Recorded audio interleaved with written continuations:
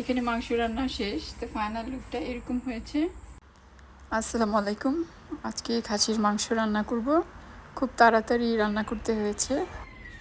এখানে আমি ছাগলের মাংস নিয়ে নিয়েছি, এটা গোটের মিট। তো এখানে আমি পেঁয়াজ কুচি করে নিয়েছি এবং আদা রসুন পেস্ট নিয়েছি 2 চামচের মতো। এখানে আমি মশলা দিয়ে দিব। তো কী কী মশলা দিব আমি দেখিয়ে দিচ্ছি। এগুলো হচ্ছে আস্ত গরম মশলা। এখানে আমি একটা শুকনা মরিচ দিয়ে দিব, এটার মধ্যে বিচি নেই, বিচি পড়ে গিয়েছে। আচ্ছা, এটা হচ্ছে কালো গোলমরিচ, লবঙ্গ, এলাচ, দারচিনি। আর এখানে হচ্ছে গুঁড়ো পাউডারগুলো। এখানে 1 চামচ গরম মশলা, আর এটা হচ্ছে লাল মরিচ, হলুদ, আর এখানে হচ্ছে ধনিয়া, আর এখানে হচ্ছে জিরা। তো আমি সবগুলা এই মাংসের সাথে দিয়ে দিব।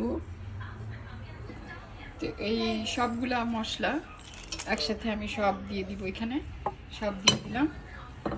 এই হচ্ছে মোটামুটি আমার যত মশলা দেওয়ার ছিল এখানে দিয়ে দিয়েছি।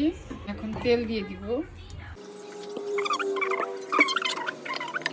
আমি একটু পরে পরে এসে নেড়ে চেড়ে দিব। মাংসটা এখনো গলেনি, এটা ফ্রিজ থেকে বের করেছি। আমি প্রথমেই লবণ দিয়ে নিয়েছি মাংসে। ইমার্জেন্সি রান্না করতে হবে, যার জন্য এটা আমি এভাবেই ঢেকে বসিয়ে দিব অল্প আঁচে, যেন মাংসগুলো গলে যায়। মাংসটাকে বসিয়ে দিয়েছিলাম, মাংসটা সিদ্ধ হচ্ছে।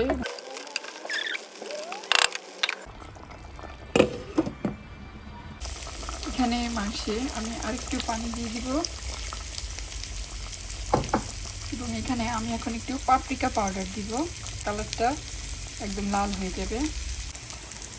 এখানে আমি পাপরিকা পাউডার দিয়ে দিয়েছি।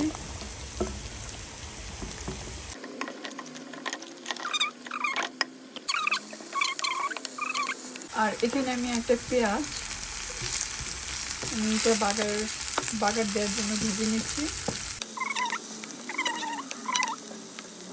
এখানে কিছু আস্ত জিরে দিয়ে দিব।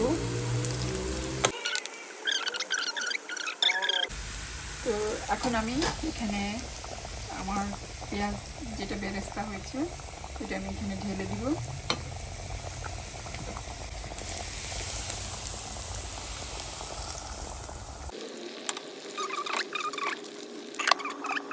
এখানে মাংস রান্না শেষ, তো ফাইনাল লুকটা এরকম হয়েছে। আমি একটু ঝোল রেখেছি।